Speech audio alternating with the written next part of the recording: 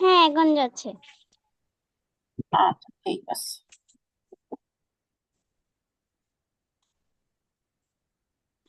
তিন আলিফ মাদ কয় প্রকার বলো তো রাইসা? তিন আলিফ মাদ কয় প্রকার? উম, হ্যাঁ, তিন আলিফ মাদ কয় প্রকার? দুই প্রকার। একটা হচ্ছে মাদে আরজি আর দুই মাদে প্রকার। মুনফাসিল, যে দুইটা আমরা ইতিমধ্যে শিখে ফেলছি। তাহলে তিন আলিফ মাদ হচ্ছে দুই প্রকার, মাদে আরজি আর মাদে মুনফাসিল, যেটা আমাদের অলরেডি শেখা হয়ে গিয়েছে। আজকে আমরা চার আলিফ মাদ, চার আলিফ মাদের প্রথমটা শিখবো, সেটা হচ্ছে মাদ্দে মুত্তাসিল। কি? মাদ্দে মুত্তাসিল। আগের দিন এটা শিখছিলাম মনে কি? মাদ্দে মুনফাসিল শিখছিলাম, আর আজকে হচ্ছে শিখবো মাদ্দে রাখতে। মুত্তাসিল। তো মাদ্দে মুত্তাসিল কাকে বলে এটা প্রথম আমাদেরকে জানতে হবে। মাদের হরফের পরে একই শব্দে হামজা আসিলে তাহাকে মাদ্দে মুত্তাসিল বলে। ইহাকে চার আলিফ লম্বা করিয়া পড়িতে হয়। যেমন আসসারইর,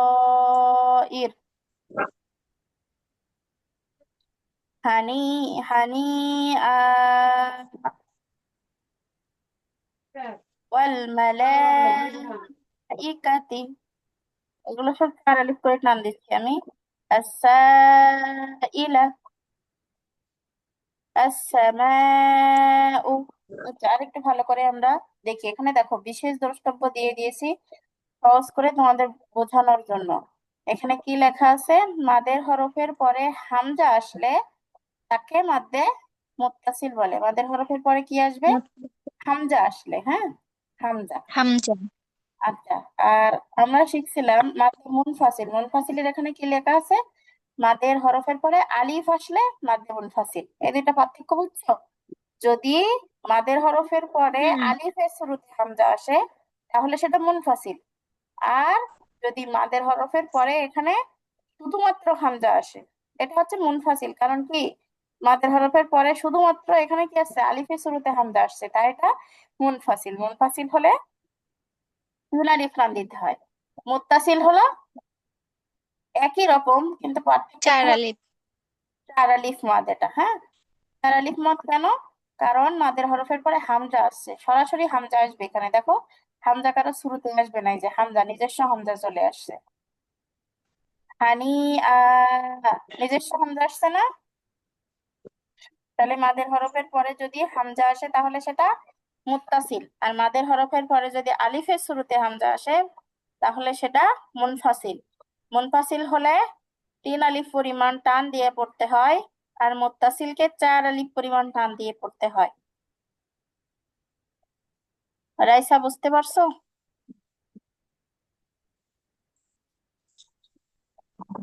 আর একটু বোঝান। আচ্ছা, শিমু আপু কি বুঝছো? হ্যাঁ, বুঝতে পারছি। হ্যাঁ, আর একটু বোঝাই। ঠিক আছে, আর একটু বোঝাই, একটু জুম করে দেখাই তোমাদের। এখানে রাইসা খেয়াল করো, এই শব্দটা লেখা আছে আসার ইরু, এই যে র, এইখানে একটা মাদ আসছে, এটা হচ্ছে মাদ্দে মুত্তাসিল। এখন মাদ্দে মুত্তাসিল কিভাবে হলো এটাই আমাদের দেখার বিষয়। এখানে জবরের বামে কি আছে রাইসা, বলো তো? জবরের বামে কি এটা? বলো। যাদের বামে খালি হ্যাঁ, তাহলে এটা একটা কিসের হরফ? বলো। মাদের হরফ। হ্যাঁ, মাদের হরফের পরে যদি আলিফ আসতো তাহলে এটা মুনফাসিল হতো, আলিফের শুরুতে হামজা আসলে। আর মুনফাসিলকে তিন আলিফ টানতে হতো। আর এখানে হচ্ছে মাদের হরফের পরে যদি হামজা আসে সরাসরি হামজা তার নিজের আকৃতিতে আসবে, পরিবর্তন হবে না। দেখো এই যে হামজা, হামজা তার নিজস্ব আকৃতিতে আসবে। যদি মাদের হরফের পরে হামজা আসে তাহলে সেটা মাদ্দে মুত্তাসিল। আর মাদ্দে মুত্তাসিলকে চার আলিফ পরিমাণ দীর্ঘ করে টানিয়া পড়িতে হয়, যেরকম আসার ইরু। তারপরে দেখো হানি এখানেও দেখো মাদের হরফের পরে কি আসছে? মাদের হরফের পরে হামজা আসছে। মাদের হরফ কোনটা? জেরের বামে খালি আলিফ, এটা কি মাদের হরফ। মাদের হরফের পরে কি আসছে? হামজা আসছে। তাহলে নিঃসন্দেহে এটা কি মাদ্দে বলো মাদ্দে মুত্তাসিল, কারণ মাদের হরফের পরে হামজা হয়েছে। এখন টানটা কোথায় দিবা এটা নিয়ে কিন্তু একটা মশাক্কা আছে, সেটা হচ্ছে টানটা দিতে হবে মাদের হরফে। হানি এটা মাদ্দে ইওয়াজের কারণে একালিফ হবে এখানে, কিন্তু এটা কিন্তু কি হানি, এটা হচ্ছে মুত্তাসিল, মুত্তাসিলের কারণে 4 আলিফ পরিমাণ টানিয়ে পড়তে হবে। তারপরে এই উদাহরণটাতে লক্ষ্য করো, আসসামা, এই যে আসসামা, মিমে কয় আলিফ টান দিলাম? 4 আলিফ। কেন দিলাম? কারণ এটা মাদ্দে মুত্তাসিল। মাদ্দে মুত্তাসিল কিভাবে হলো? কারণ এই দেখো আসসামা, এই যে জবরের বামে এখানে কি আছে? খালি আলিফ, মাদের হরফ। আর মাদের হরফের পরে কি আসছে? হামজা আসছে। আর মুত্তাসিল চেনার আর একটা সহজ উপায় হচ্ছে, একই শব্দের ভিতরে মাদের হরফে হামজা আসে, একই শব্দ দেখো, আসসামা ও একটাই শব্দ, এখানে কিন্তু দুইটা শব্দ নাই। তারপরে হানি এটাও একটা শব্দ, এশা উ একটা শব্দ। তো একই শব্দে মাদের হরফের পরে যদি হামজা হয় তাহলে সেটা মুত্তাসিল। আর মুনফাসিল শেখার সময় আমরা কি শিখছিলাম? যে মাদের হরফের পরের শব্দে আলিফের শুরুতে হামজা হয়, তাই না? এটা শিখছিলাম আমরা। এখন বুঝছো কিনা? রাইসা, সীমা আপু, তোমরা বুঝছো কিনা বলো? হ্যাঁ, আমি বুঝছি। হ্যাঁ, এবার বুঝছো না? হ্যাঁ, সহজ বিষয়, একটু মনোযোগ দিলে বোঝা যায়। আচ্ছা ঠিক আছে, তাহলে সংজ্ঞাটা আমরা আরেকটু ভালো করে দেখি। রাইসা, বাংলাটা পড়ো তো এখান থেকে। মাদের হরফের পরে একই শব্দে হামজা আসলে তাহাকে মাদ্দে মুত্তাসিল বলে। ইহাকে 4 আলিফ লম্বা করিয়া পড়তে হয়। যেমন মাশাআল্লাহ। আচ্ছা, সীমা আপু পড়ো বাংলাটা।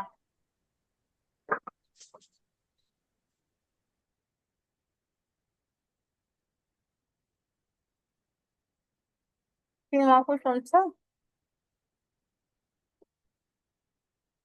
আপু কি mute হয়ে আছে? মাদের হরফের পরে একই শব্দে হামজা আসিলে তাহাকে মাদে মুত্তাসিল বলে। ইহাকে 4 আলিফ পরিমাণ টানিয়া পড়তে হয়। মাশাআল্লাহ। আচ্ছা, এই উদাহরণ দুইটা পড়ো তো আপু।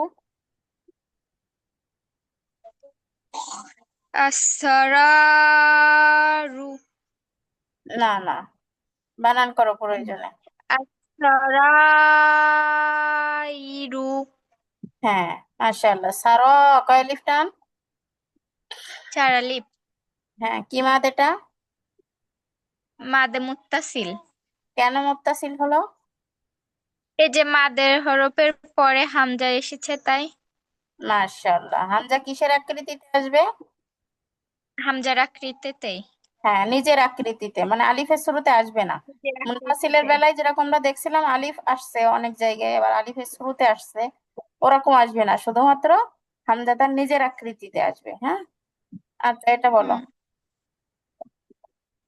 হানিয়া, হানি এর ভেতর কয়টা মাদ আসছে?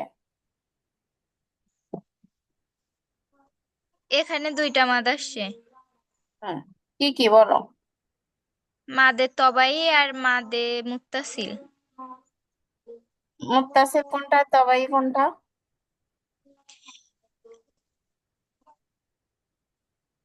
এই যে হচ্ছে জেরের বামে যজমালা ইয়ে আছে, এটা হচ্ছে মাদে তবাই। কিভাবে মাদে তবাই হয়? নাই, এটা হচ্ছে মাদে মুত্তাসিল, আর এই যে হচ্ছে জবরের বামে খালি আলিফ আছে, এটা হচ্ছে মাদে তবাই। এটা তো জবর না, এটা তো দুই জবর, তাহলে জবরের নামে খালি আলিফ বললে ভুল হবে না? হ্যাঁ।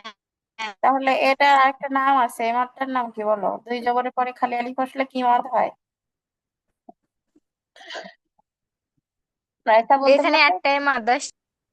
না না, দুইটা মাদ আসছে। মাদে ইয়জ, যে হ্যাঁ, মাদ্দে ওয়াজ। তাহলে এটা হচ্ছে মুত্তাসিল, কারণ মাদে এই যে ইয়জ। এর মানে যজমালা ইয়ে আসলে মাদের তবাই হয়, আমরা সাধারণত জানি, তাই না? এটা একটা মাদের হরফ। কিন্তু তারপরে কি আসছে? হামজা আসছে। হামজা আসার কারণে এটা তবাই থাকবে না, তখন কি হয়ে যাবে? মুত্তাসিল হয়ে যাবে, মুত্তাসিল। তো মাদে মাদের হরফ ইয়জ হইলে আমরা এক আলিফ মুত্তাসিল। টানতাম, কিন্তু এখানে মাদের হরফের পরে হামজা এসে এটাকে মুত্তাসিল বানিয়ে দিয়েছে। আর মুত্তাসিল বানানোর কারণে এখানে আমাদেরকে 4 আলিফ পরিমাণ টানতে হবে মাদের হরফে। হানি আর এখানে হচ্ছে এক আলিফ, কারণ মাদ্দে ওয়াজ হয়েছে, তাই না? আচ্ছা, পরের শব্দটা বলো। হ্যাঁ,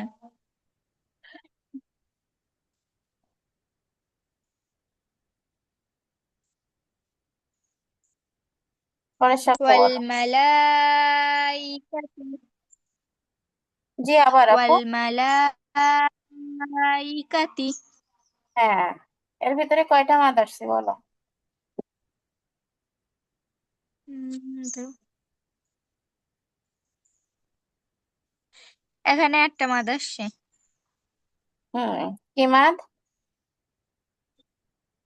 মাদ্দে মুত্তাসিল। মুত্তাসিল কিভাবে হলো? এখানে মাদের হরফের পরে হামজা আসছে নিজের আকৃতিতে, তাই। মাশাআল্লাহ। তাহলে টানটা আমরা কিসে দেব বলো তো? এই যে চারের। মাদের হরফ থাকবে যেখানে সেখানে। মাশাআল্লাহ। আচ্ছা, রাইসা পড়ো এখান থেকে। রাইসা।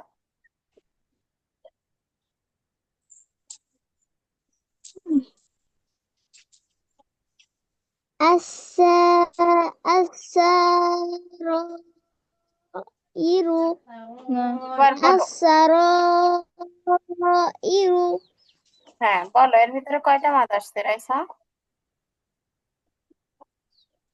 এর ভিতরে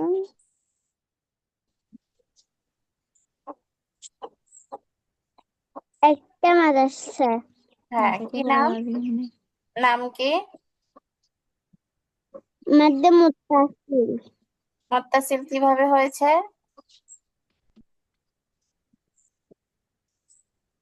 জবরের বামে খালি আলিফ, এর পাশে হামজা আছে, সেজন্য এটা মাদ্দে মুত্তাসিল। মাদ্দে মুত্তাসিল কাকে বলে বলো।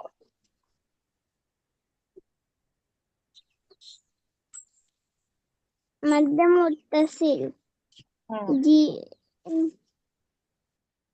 এটা দেখে দেখে বলো, উদাহরণ দেখে দেখে বলো, যেভাবে খুশি বলো। এই উদাহরণ মিলিয়ে মিলিয়ে এখান থেকে বলো।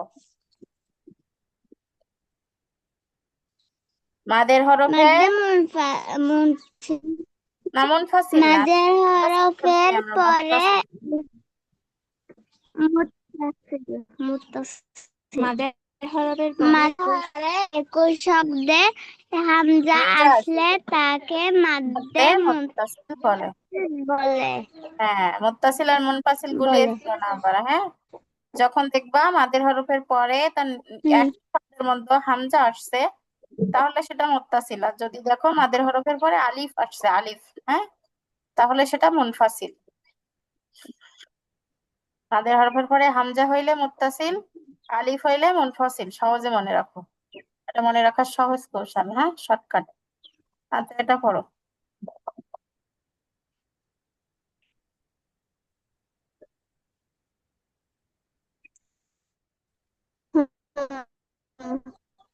এটা পড়ো। সীমা আপুর পরীক্ষা শেষ কবে আপু? 14 তারিখে, আচ্ছা আচ্ছা, ঠিক। রবিবারের দিন।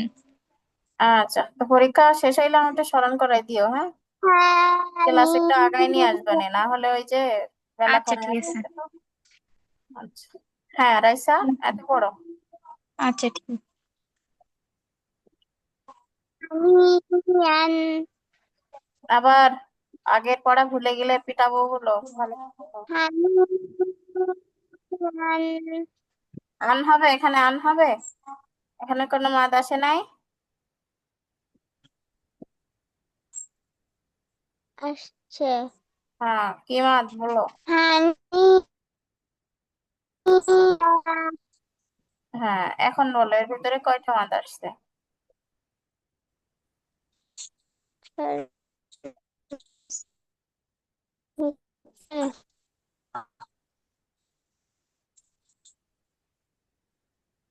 জি, বলো কয়টা মাদ আসছে।